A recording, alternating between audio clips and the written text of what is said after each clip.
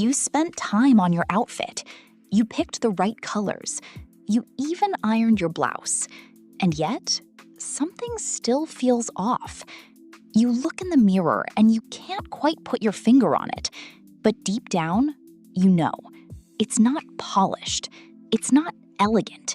It doesn't reflect the woman you actually are on the inside. And here's what nobody tells you. It's almost never the whole outfit that's the problem. It's one thing, sometimes two. Small, quiet details that are whispering the wrong message to everyone around you before you've even said a word. Because here's the truth about elegance. It's not about spending more money. It's not about wearing designer labels or having a perfect body or following every trend that shows up on your feed. Elegance is a language. And like any language, there are certain things that, when you get them wrong, break the entire sentence. Today, we are going to talk about 9 of those things. 9 things that are quietly, consistently ruining otherwise beautiful outfits, and more importantly, exactly what to wear instead. If you've ever felt overdressed in the wrong way, underdressed in a way that made you shrink, or simply unsure why your outfit wasn't landing the way you imagined, this video is for you. Stay with me until the end, because number 7 is something almost every woman does without realizing it, and it is costing her so much more than she knows. Let's begin. Number 1. Visible logos and brand names worn as the main statement. Let me paint a picture for you. 2 women walk into the same room. One is wearing a simple cream blouse, tailored trousers, and a structured bag with a quiet gold clasp. The other is wearing a shirt with a massive logo across the chest, a monogram print scarf tied loosely, and a branded cap. Both women spent money on their outfits, but only one of them looks expensive. And I want you to think about why.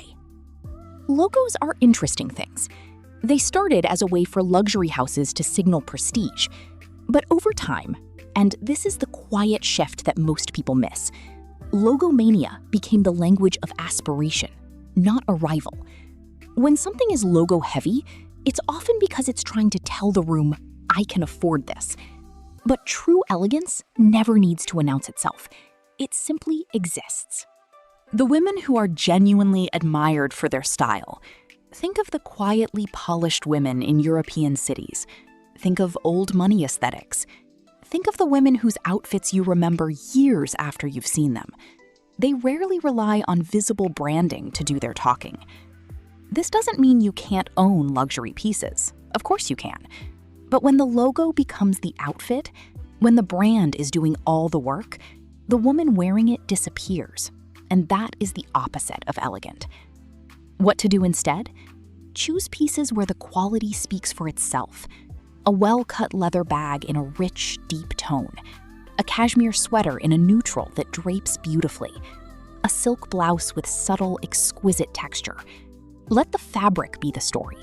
Let the fit be the signature. Let people wonder where you got it, not read it off your chest. Number 2, the wrong shoe for the occasion. Here is something I want you to really sit with for a moment. Your shoes are not just an accessory. They are the punctuation mark at the end of your outfit sentence. And when the punctuation is wrong, the whole sentence reads differently. Think about this. You can wear the most beautiful midi dress, structured, refined, in a perfect shade of dusty rose or navy or ivory, and then add the wrong shoe, and suddenly the whole thing collapses. Not dramatically, not obviously, but it collapses.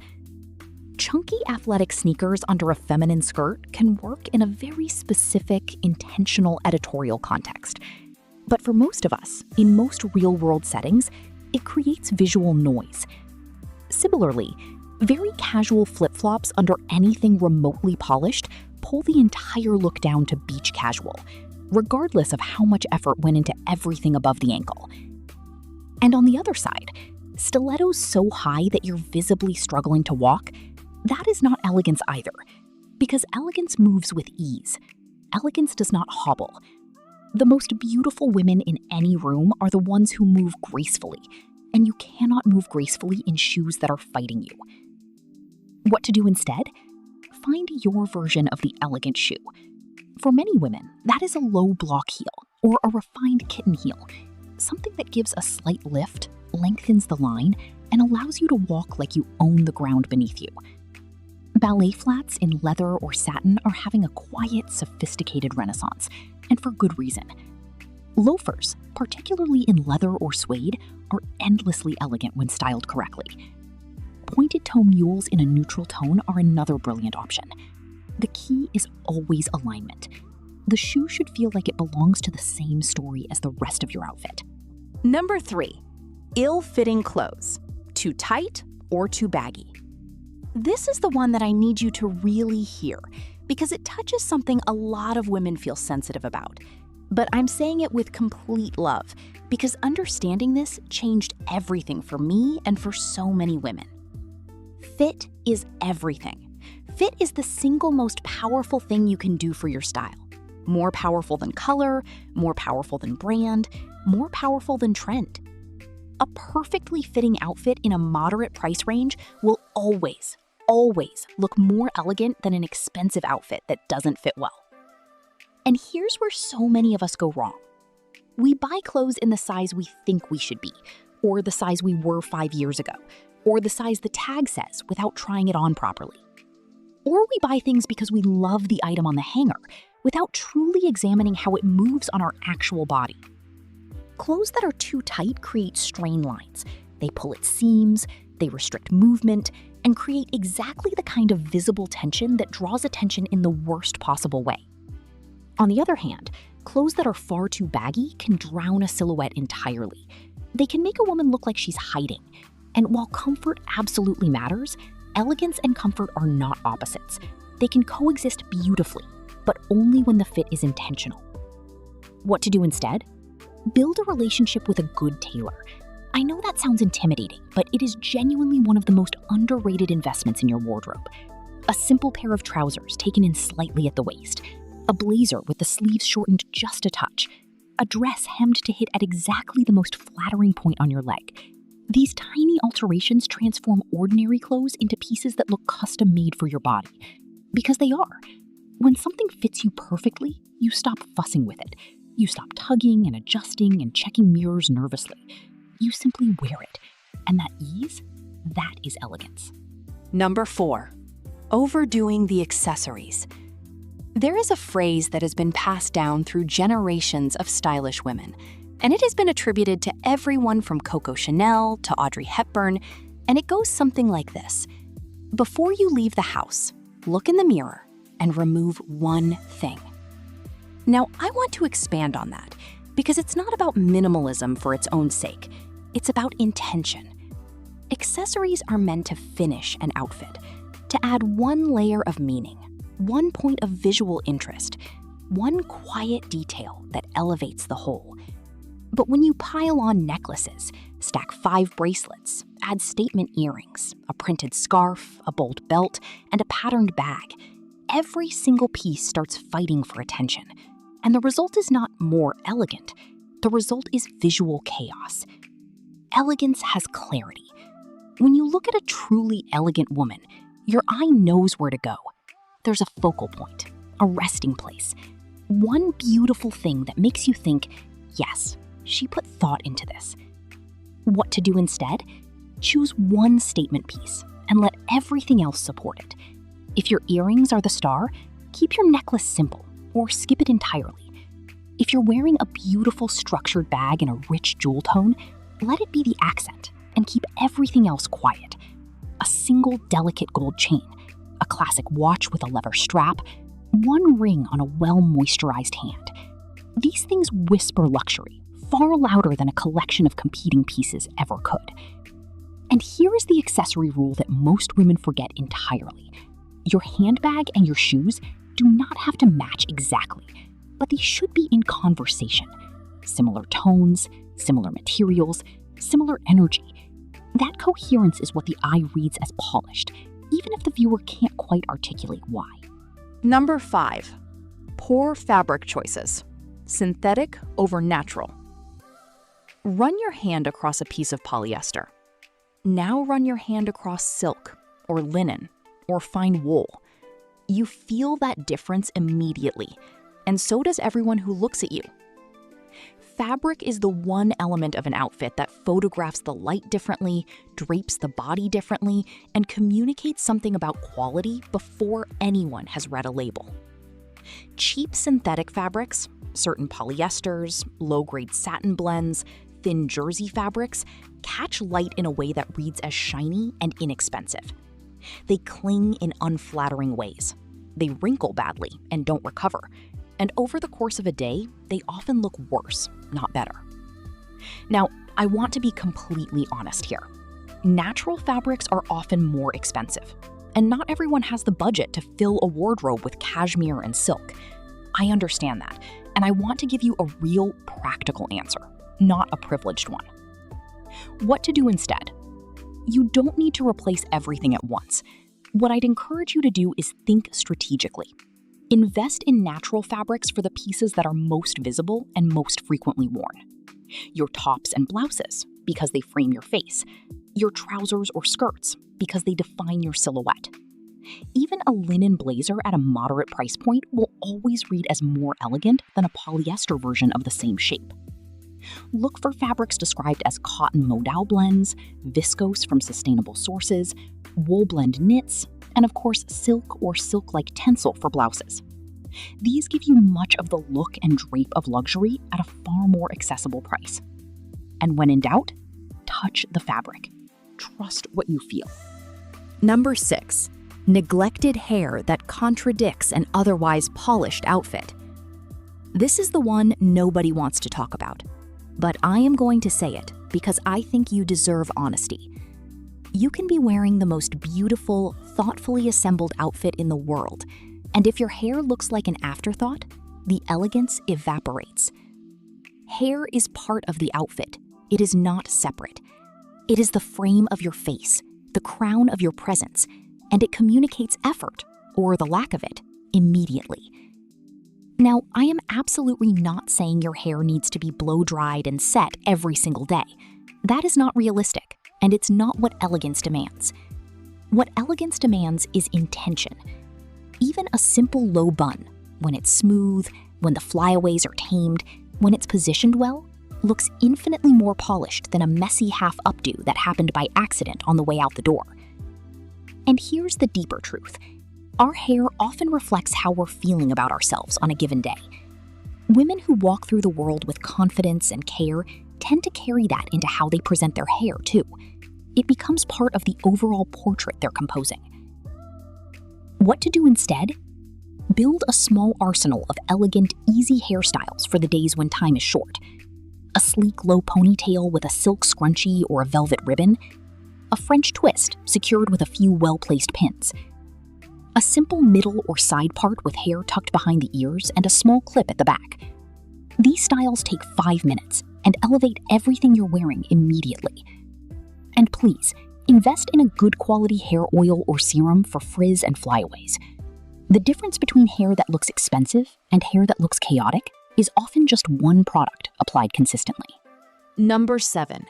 Visible underwear lines, wrong bra, or undergarments showing through ampion. And here we are at number 7, the one I promised you would matter more than you think. And I want to address this with complete grace, because this is one of those things that happens to every woman, and yet it is one of the most immediate ways an outfit loses its elegance.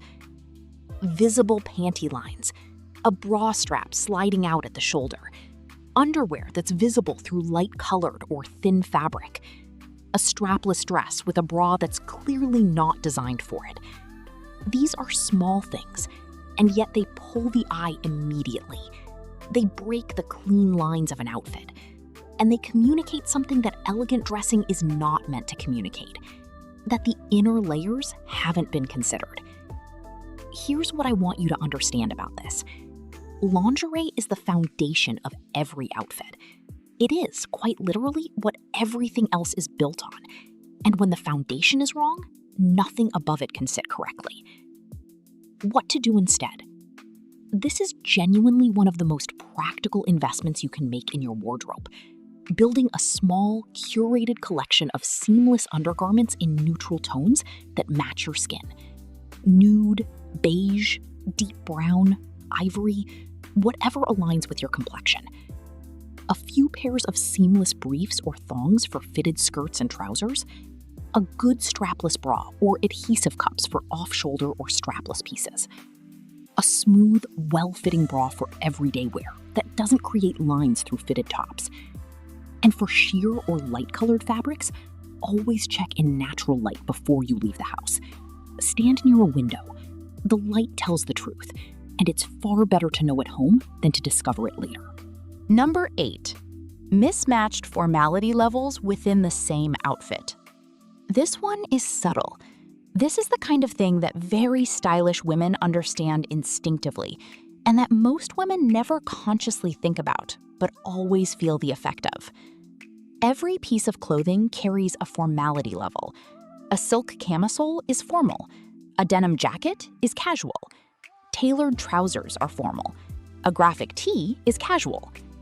When you start mixing pieces from wildly different formality registers without intention, the outfit loses coherence.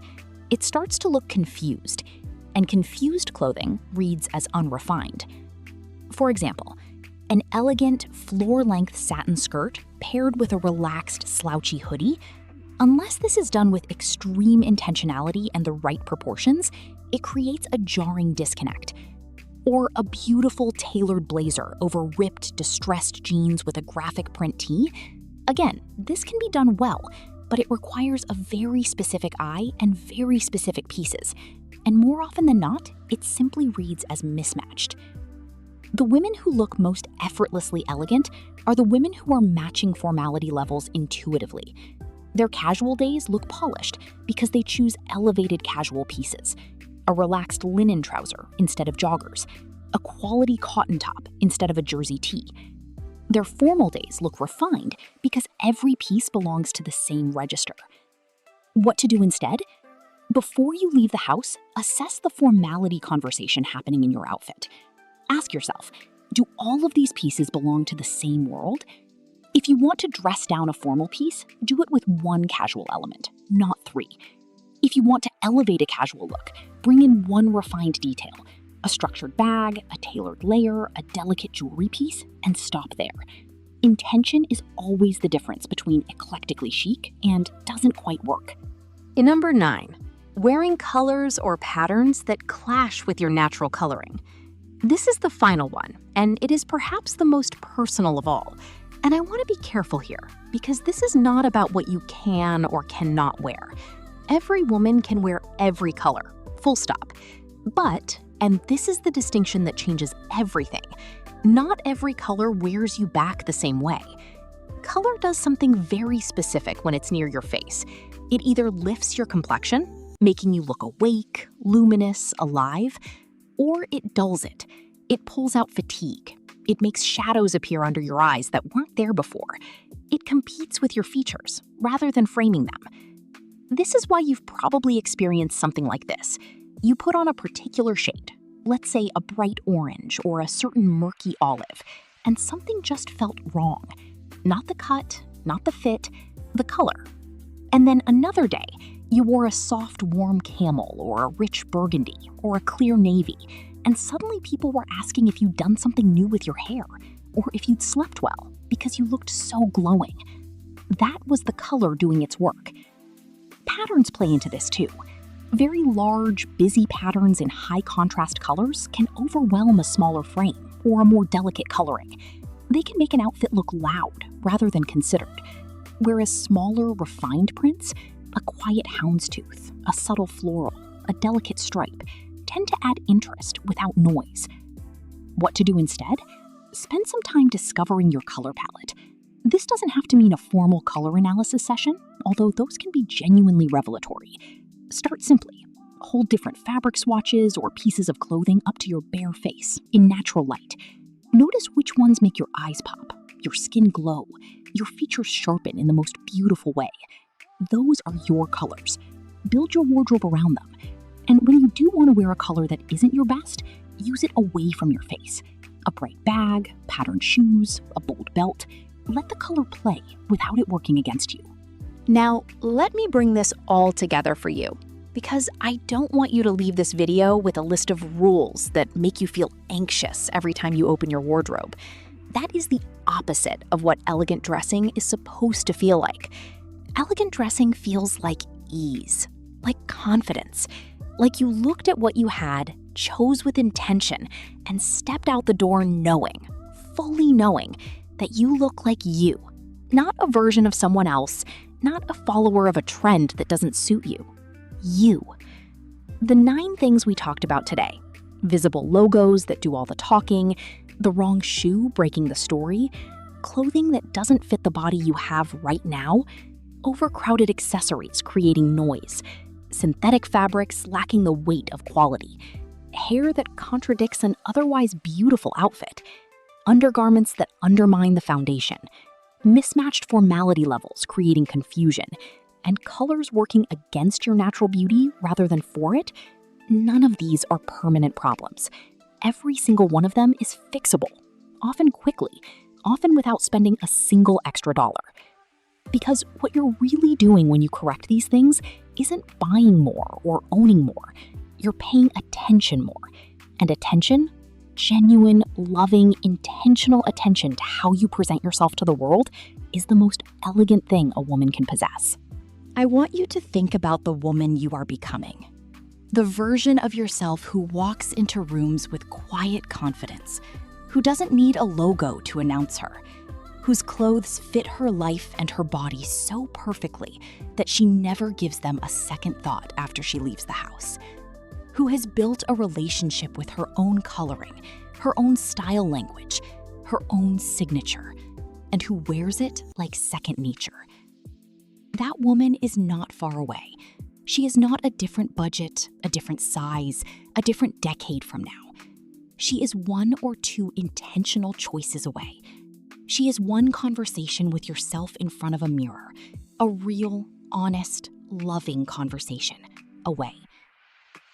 Elegance has never been about perfection. The most elegant women throughout history were not perfect women. They were intentional women. Women who understood that the way they dressed was a form of self-respect, a quiet, daily practice of honoring themselves before they stepped into the world. You deserve that practice, and you are more than capable of it. If this video resonated with you, if even one of these 9 things made you think, yes, that's exactly what I've been doing, I would love for you to share it with someone who needs to hear it. A friend who is beautiful and brilliant, but has never quite been told the practical details of what elegant dressing actually means. A sister, a daughter, a colleague you admire who you think would love this kind of content. And if you are new here, welcome. This channel is a place for women who want more than just trend updates and shopping hauls.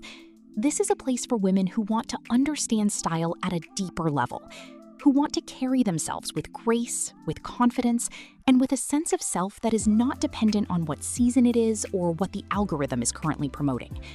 Subscribe if that sounds like you, and leave me a comment below. I read every single one, telling me which of these 9 things was your biggest revelation today. Was it the fabric conversation? The undergarments? The color palette? Tell me, I want to know, and I will see you in the next video.